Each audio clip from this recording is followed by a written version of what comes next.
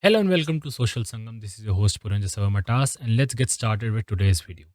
What are we gonna do this time? We're gonna understand what we did last time, set up those things like our interpreter, our environment container, and our laptop and Wi-Fi so that each and everything can work according to what we are gonna do during this course. Second thing, we're going to start with the chapter computer system overview so that you as a person or a student can understand what is a computer and get to know how a computer works internally. That is very important. So, let's get started with today's video. Now, what we did last time, I'm going to tell you to open your Visual Studio alongside this video and make this a pop-up video. Okay? I'm going to shift to the Visual Studio Code right now. As you can see that we are at Visual Studio Code, and some way or the other your Visual Studio Code would look like this. We're going to go to the extensions tab right here. You can also press Ctrl Shift and X to open the extension tab. You're going to search some extensions right here. I have them pre-installed, but you can go ahead and install them. First would be GitHub Copilot. This is a very good extension that helps you code faster. Now the second extension we're going to go through this list is going to be Python, Jupyter here, okay? Then you'll also need to install some of a very specific Prettier, which is a code formatter, which helps you format your code in a specific manner. Then here's Python, rainbow brackets, which are important, and rainbow tags, which are also important, okay? You can also install some of these, but you don't need them, most probably. And you can also install Autodoc, which will help you create much more advanced codes, but we don't use them right now, okay? Now, some way or the another, you will install all of these extensions. You have to restart your Visual Studio Code after you install these extensions, okay? Close your Visual Studio Code and restart it again so that it works. Now, all of these extensions are installed, and we are going to touch on the Visual Studio Code later on. We're going to start with the chapter Computer System Overview. Now, what is a computer? Computer ने basically हमारी life revolutionise करी है, okay? हमारी पूरी दुनिया change कर दिया, हमको सब कुछ चेंज कर दिया. Computer has changed everything around us. From the day you are born till today, you even don't know how much you have relied on computers on a day to day basis. Computers से हमारा, आप ये video देख रहे हैं, computers के through आप अपना फ़ोन चलाते हैं, अपना इंस्टाग्राम चलाते हैं, व्हाट्सएप चलाते हैं. आप लोग हर चीज़ आज की डेट में कंप्यूटर्स के थ्रू करते हैं. Everything relies on computers these days. The websites you visit, everything. What is computer? Computer is just a logical structure. Okay? It has two parts, hardware and software.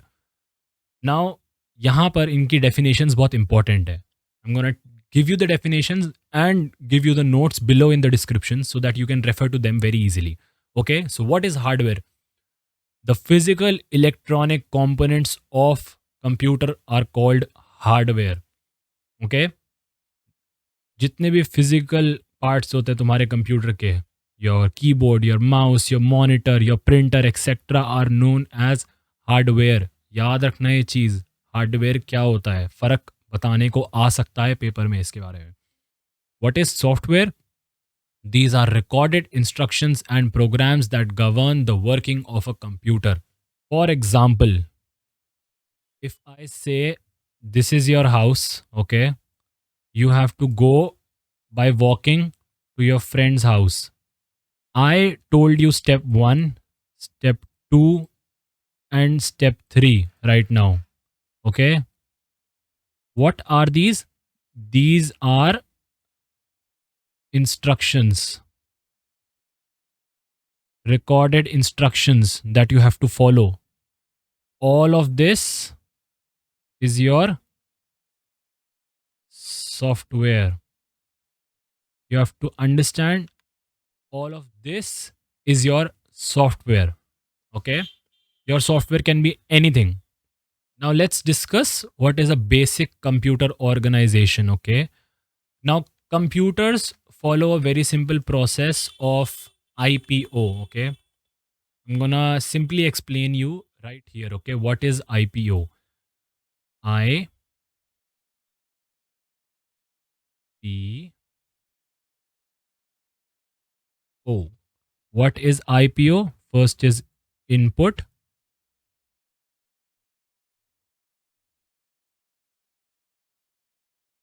process.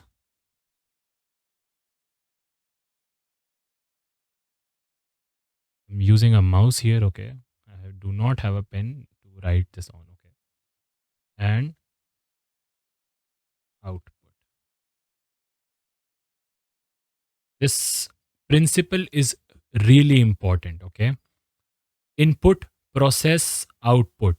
What is the IPO principle? Okay, this thing is very important. This principle you have to understand, learn, and जिसे कहते हैं ना, घोट के बिल्कुल दिमाग में भर लो इस चीज़ को, क्योंकि आईपीओ प्रोसेस के बिना बहुत डिफिकल्ट हो जाता है कंप्यूटर को समझना. For example, you give it a input, the computer processes it and gives you output. This is basically what computers do. For example, आप अपने कंप्यूटर पे जाके विंडोज़ की दबाओगे तो क्या होगा? विंडोज़ का मेन्यू खुलेगा ना.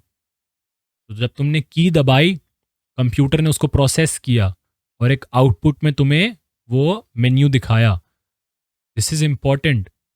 इनपुट आउटपुट का जो ये पूरा प्रोसेस है, input process and output, IPO principle, इसके बिना कंप्यूटर्स काम नहीं कर सकते. ओके, नाउ हम लोग एक कंप्यूटर की बेसिक ऑर्गेनाइजेशन समझते हैं. You know, computers are organized in a certain manner. अब हम वो समझेंगे कि वो कैसे होता है. Okay, so for example, let's say I'm giving you a figure here. Okay, we would have three parts in it: part 1, part 2, and part 3. Okay, then here would be part number 4. I'll explain all the parts. I'm just numbering them so that you can understand them. And these all would be 5, 6, and 7. Okay, so I have made 7 parts here. Okay, and actually 8. You don't want to miss this big part. Okay, so there are 8 parts in front of you. I have just given you a very weird example. Okay, now what do we mean by these examples? So let's start with 5, 6, and 7. These are the most simplest ones. These are your IO, input or output devices. What are input or output devices? These are basically devices that help you give a input to your computer or help your computer get an output so that you as a human can understand it. For example, let's say a keyboard. I'm going to show you a keyboard here. This is a keyboard, okay, that help you give an input to your computer, your specific computer. How does a computer even understand this input? The IPO principle, okay? The computer understands only binary, 0 or 1, high or low voltage, true or false. These are known as binary inputs. These all mean the same things. Okay, if you assign them correctly, these all mean the same things. ये सब कुछ same है. 0 या 1, okay? These are very important. 0 या 1, okay? High या low, on या off. ये सब कुछ एक ही चीज़ है. ये सब कुछ एक इनपुट प्रोवाइड करने में बाइनरी मेथड के थ्रू मदद करते हैं. कंप्यूटर को सिर्फ इलेक्ट्रिसिटी की भाषा समझ में आती है. It only understands the form of electricity. जब हाई वोल्टेज होती है तो 1 होता है, जब लो वोल्टेज होती है तो 0 होता है. यू हैव टू अंडरस्टैंड, जब 1 होता है तो ऑन होता है, 0 होता है तो ऑफ होता है. ओके, और ये on that means high, of means low voltage. So you have to understand that high and low voltages are important. Computer only understands high or low voltage. It knows the form of electricity. Now हमारे common input devices के नाम बता देता हूँ. Your keyboard, your mouse, your microphone. These are known as your input devices. Okay. Even your stylus, the pens sometimes we use are known as input devices. Now let's come to the output devices. Any guesses? Yep. Your monitor, your printer, your speaker. जो तुम्हारा monitor है, जो तुम्हारा printer है, जो तुम्हारा speaker है, ये सब कुछ तुम्हारे आउटपुट डिवाइसेस है. तुम लोगों को मदद कर रहे हैं so that the computer can output something and in a human readable form you can understand it. Audio, visual, character, इन सब चीज़ों में क्या कहते हैं, तुम्हें एक कंप्यूटर तुमको ह्यूमन रीडेबल फॉर्म में चीज़ें दे रहा है जिससे तुम समझ सको एज अ ह्यूमन कि वो क्या है. What is the computer trying to tell you when you provide it with the input. एक इनपुट देते हो जब तुम इनपुट डिवाइस का यूज़ करके, कंप्यूटर उसे प्रोसेस करता है और फिर तुम्हें एक आउटपुट प्रोवाइड करता है through these output devices. Okay, so ये तो हमारे हो गए पार्ट नंबर 5, 6 और 7. What about part number 1, 2, 3, part 4 and part 8. तो जो हमारा पार्ट 8 है ना, वो पूरा का पूरा है CPU. हमें बचपन में पढ़ाया जाता था brain of the computer, central processing unit, main control centre and processing unit of the computer. That is exactly what a CPU is. एक CPU वही है, तुम्हारा सेंट्रल प्रोसेसिंग यूनिट, जो मेन कंट्रोल सेंटर है और प्रोसेसिंग यूनिट है तुम्हारे computer का, ब्रेन है, उसको गाइड करता है, डायरेक्ट करता है, कंट्रोल करता है और गवर्न करता है performance of a computer. Keywords noted down. एक कंप्यूटर को क्या करने में मदद करता है? Guide, direct, control and govern. GDCG. ऐसे याद रखना है तो ऐसे भी कर सकते हो. ये 4 चीज़ों में मदद करता है कंप्यूटर की हमारा CPU, सेंट्रल प्रोसेसिंग यूनिट. इस CPU के अंदर 3 पार्ट्स आते हैं जो आपको आपके स्क्रीन पर दिख रहे हैं. Part number 1, part number 2 and part number 3. Part number 1 is the ALU. What is a ALU? A ALU is a arithmetic logic unit. Arithmetic और लॉजिक का तुम्हें यहाँ पर मतलब पता होना चाहिए क्योंकि हम लोग बचपन से मैथमेटिक्स पढ़ते हुए आ रहे हैं. अर्थमेटिक का मतलब होता है प्लस, माइनस, डिवीजन और मल्टीप्लिकेशन. ये हो गए हमारे अर्थमेटिक ऑपरेशंस. तुम 2 नंबर को प्लस करते हो, माइनस करते हो, डिवाइड करते हो, मल्टीप्लाई करते हो, ये तुम्हारे अर्थमेटिक ऑपरेशंस हो गए. लॉजिकल ऑपरेशंस क्या होते हैं? Greater than, equal to, less than, equal to, greater than, not equal to, greater than, equal to. बहुत सारे हमारे पास 8 ऑपरेशंस होते हैं जो हमारे लॉजिकल होते हैं. Greater than, less than, equal to, greater than, equal to, less than, equal to and not equal to. ये जितने ऑपरेशन हैं सारे के सारे हमारे ALU करता है. All 4 arithmetic and logical units जो ऑपरेशन है तुम्हारे, ये सब कुछ कौन करेगा? ALU, arithmetic logic unit. ALU का आंसर हमेशा ट्रू होना चाहिए या फॉल्स होना चाहिए, 0 होना चाहिए या 1 होना चाहिए, क्योंकि इसके अलावा और कोई अगर आंसर आ रहा है तुम्हारे ALU से, that means there is some error in your code. That means that कोई एरर आ रहा है. क्योंकि अगर तुम लोग सोचो इस बारे में कि इन ऑपरेशंस का आंसर क्यों 0 या 1 आता है या ट्रू या फॉल्स आता है, तो वो ये बेसिक चीज़ है. जब तुम मैथ्स में पढ़ते हो, तुम लोग हमेशा एंड में कुछ ना कुछ इक्वल टू करते हो ना, कुछ ना कुछ तो आता है answer. There is some answer और the other which is true और फॉल्स. रिमेंबर, ये हो गया हमारा पार्ट नंबर 1 हमारे CPU पार्ट नंबर 8 के अंदर. ठीक है. फिर आता है हमारा CU, control unit. Control unit क्या होता है? ये हमारे उसका वो है, गवर्नमेंट बेसिकली सब कुछ कंट्रोल करती है. ओके. हमारा CU जो है कंट्रोल यूनिट, वो कंट्रोल करता है और गाइड करता है interpretation, flow and manipulation of all data and information. I am gonna tell you the exact definition that you have to write in your paper. The CU controls and guides the interpretation, flow and manipulation of all data and information. एक control unit क्या करता है? हमारी मदद करता है, हमको guide करता है, इंटरप्रेट करता है डाटा को, फ्लो करने में मदद करता है, मैनिपुलेट करता है डाटा को और इन्फॉर्मेशन को. CU जो है, कंट्रोल यूनिट जो है, वो इन्फॉर्मेशन सेट करता है सिग्नल्स में जो रिक्वायर्ड होता है. ठीक है. फॉर एग्जाम्पल तुम्हारी मेमोरी से हमारे ALU के पास हमें कुछ भेजना है, समझ लो तुमने 2 नंबर्स दिए कि इनका एडिशन करना है। CU की ज़िम्मेदारी है, कंट्रोल यूनिट, बच्चों कंट्रोल यूनिट की ज़िम्मेदारी है यहाँ पर कि वो ALU को वो 2 नंबर्स दे और बताए कि उन्हें प्लस करना है।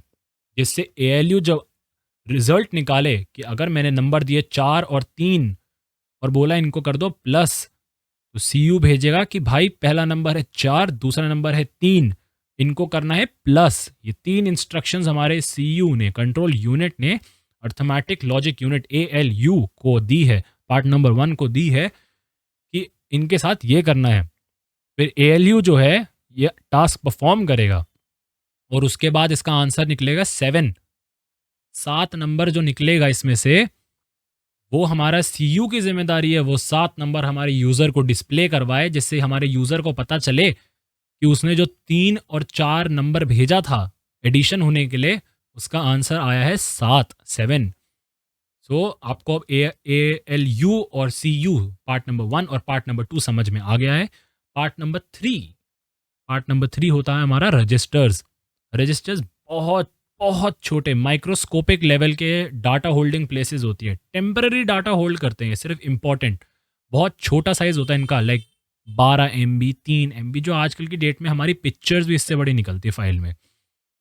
ये हमें मदद करता है डाटा स्टोर करने में, बहुत छोटा टेम्पररी और इंपॉर्टेंट डाटा। फॉर एग्जाम्पल अभी जैसे मैंने आपको आपका एग्जाम्पल दिया, हमने यूज़र की तरह इनपुट किया कि 4 और 3 का एडिशन किया जाए, तो हम लोग मेमोरी से जब CU उस इन्फॉर्मेशन को लेकर आएगा, तो पहले उसको रजिस्टर में स्टोर करेगा, जैसे ही ALU रेडी होगा तब वो रजिस्टर से ALU के पास जाएंगे। तो यहाँ पर क्या हो रहा है, हमारा रजिस्टर जो है बहुत इंपॉर्टेंट इन्फॉर्मेशन को स्टोर कर रहा है कि एक नंबर है 4, एक नंबर है 3 और उनका करना है एडिशन।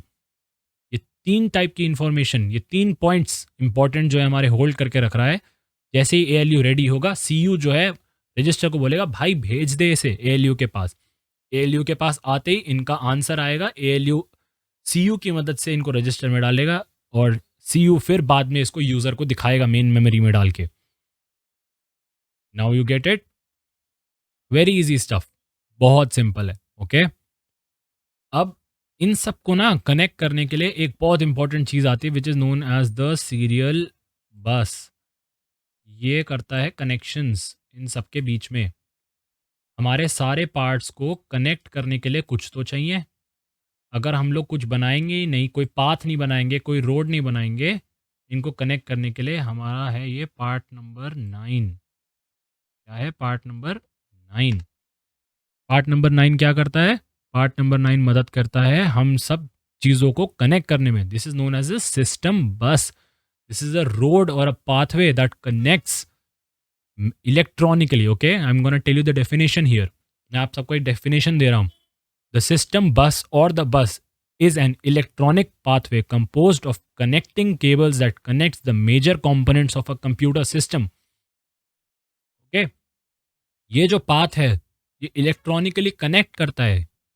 आप अपने कंप्यूटर के अंदर कभी अगर मदरबोर्ड देख सको तो उसके ऊपर आपको ट्रेसेस दिखेंगे, these are your system buses.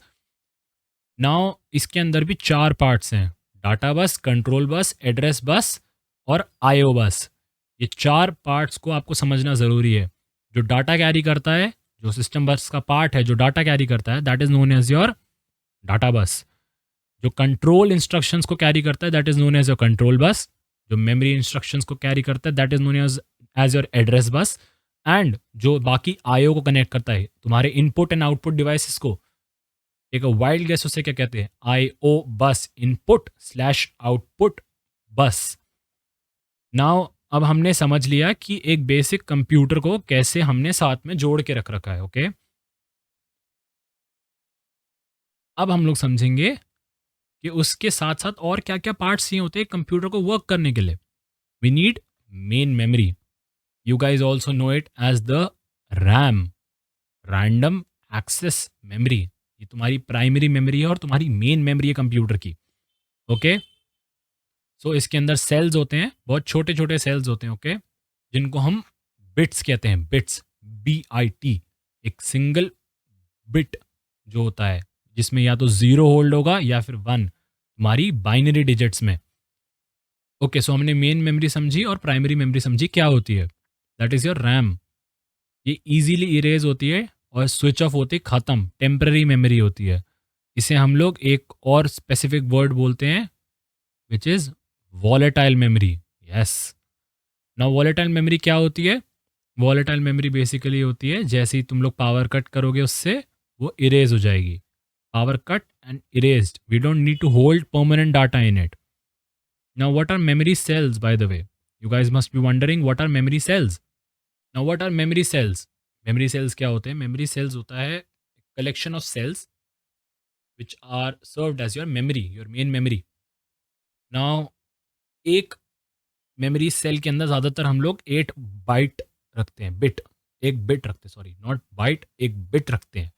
एक बिट रखते हैं सबके अंदर, ऐसे 8 बिट्स हो जाते हैं उसके अंदर। Okay, it is divided into 8 bits. उस 8 बिट्स की कलेक्शन को हम क्या कहते हैं? Bytes. That is equal to 1 byte. 8 bits of memory is equal to 1 byte of memory. यहाँ पर मैं आपको एक हायरार्की फॉर्म दे दूंगा जिससे आपको पता चल जाएगा कि कैसे हम लोग एक यूनिट से दूसरे यूनिट को समझते हैं, how we can correlate to that unit. Now let's come to what are the parts of a main memory. The first is the RAM, और also known as dynamic RAM. Dynamic RAM capacitors और transistors के through बनता है। हम लोग इसको काफ़ी time से यूज़ कर रहे हैं। और इसका जो एक्सेस टाइम होता है वो 20 टू 70 नैनो सेकेंड्स होता है। Now you must be wondering what is access time. There is a very specific definition here. ये एक एक्स्ट्रा बोनस की तरह समझ लो। If you want you can use this definition. The amount of time taken to produce data required from memory from the start of access point till the availability of the data is called the memory access time। ये सारी चीज़ें notes के अंदर हैं, तो अपने notes बना लो या मेरे साथ साथ पढ़ते रहो और नोट्स बनाते जाओ, क्योंकि ये सारी चीज़ें आप लोग बच्चों याद नहीं रख पाओगे एट द एंड।